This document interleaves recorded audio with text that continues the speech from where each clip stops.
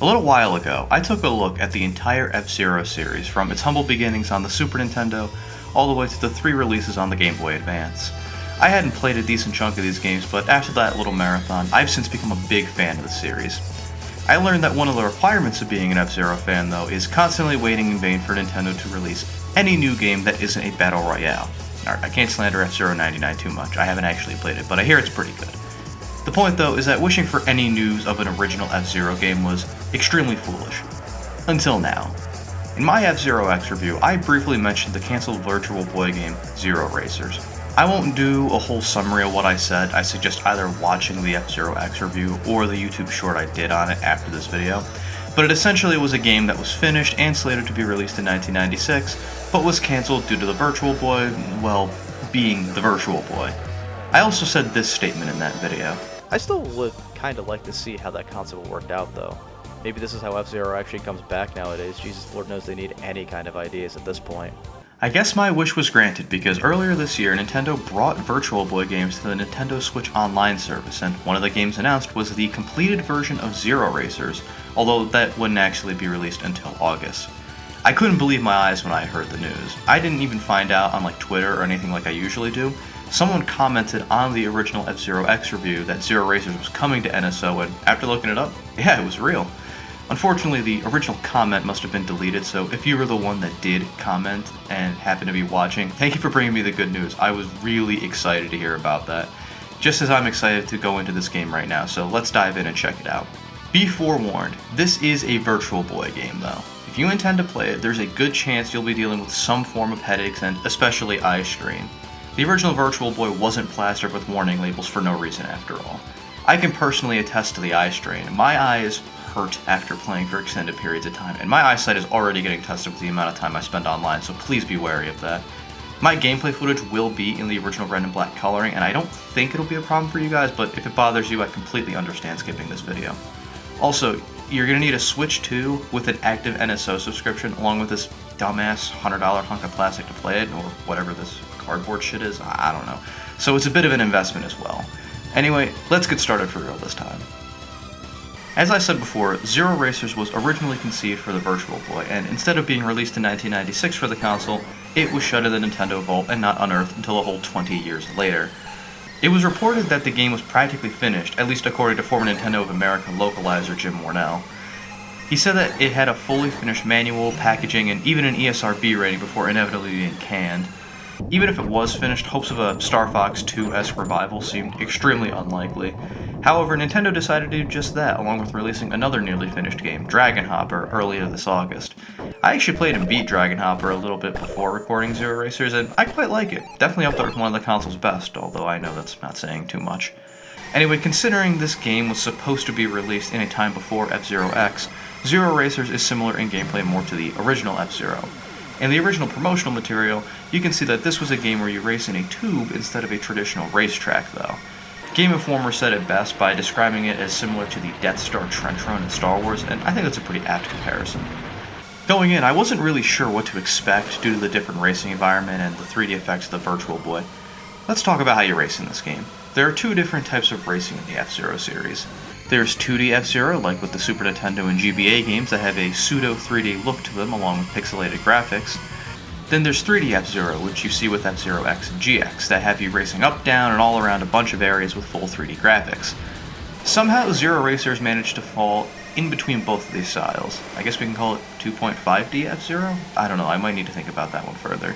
I mean, you don't just race on a traditional racetrack like with the 2D games, in fact the ground actually hurts you when you touch it.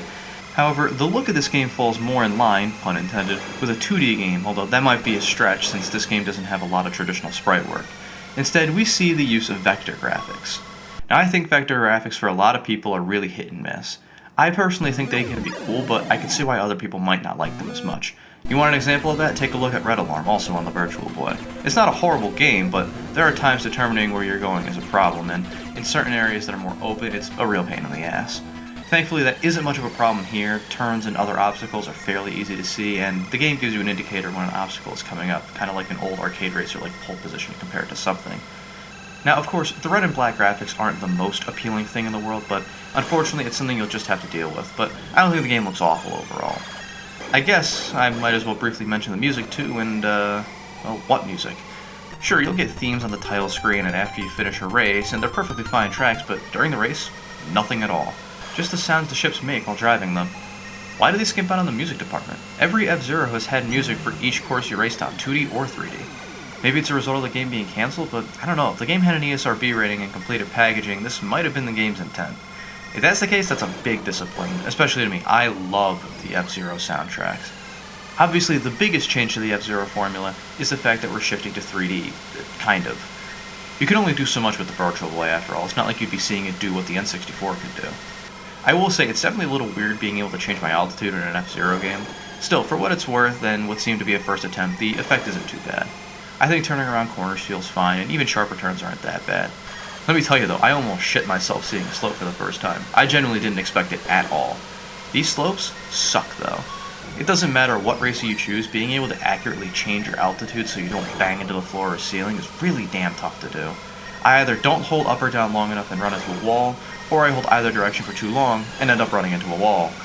What I think is throwing me off is the way the camera shifts when you move up and down. Take a game like Star Fox. You can move your R-Wing in any direction and no matter what, the camera stays centered in on the screen. In this game, however, moving up or down shifts the camera in that direction, which throws me off my positioning and leads me to me taking damage. It could just be something that I need to get used to and it's just a skill issue, but it's at least something that you probably should pay attention to. Good news is, if you don't want to be blindsided by stuff like that, you can get a virtual preview of the course before you race it. I really like this. You can speed up and slow down the guide, put it in reverse, and even though I didn't use it a ton, it can still be very useful to a newcomer. I personally didn't use it much because I wanted to go into the experience blind, but if you aren't stupid like I am, it's a great tool. Another big change that was added was the boost mechanics.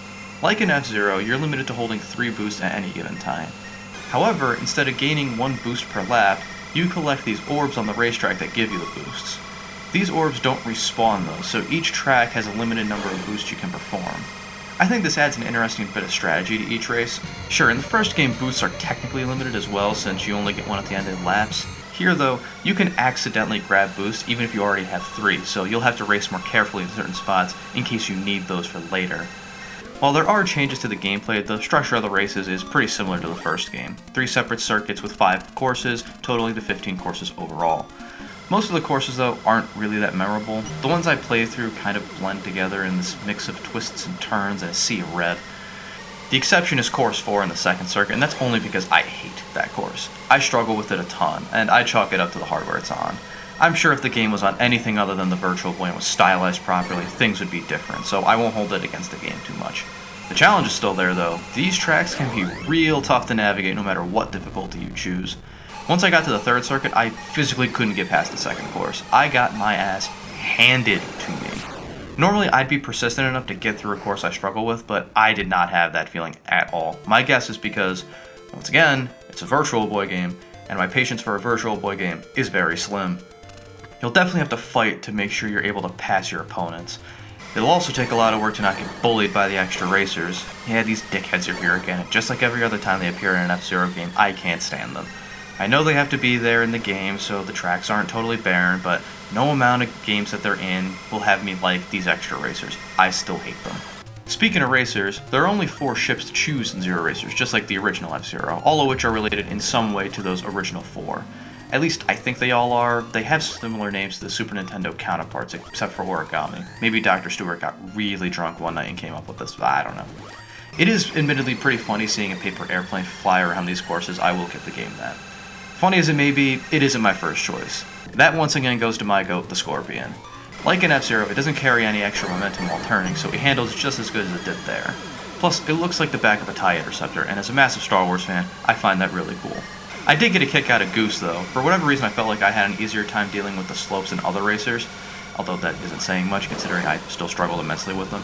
Falcon isn't anything special, and while Origami looks really cool, it's my least favorite because of the handling.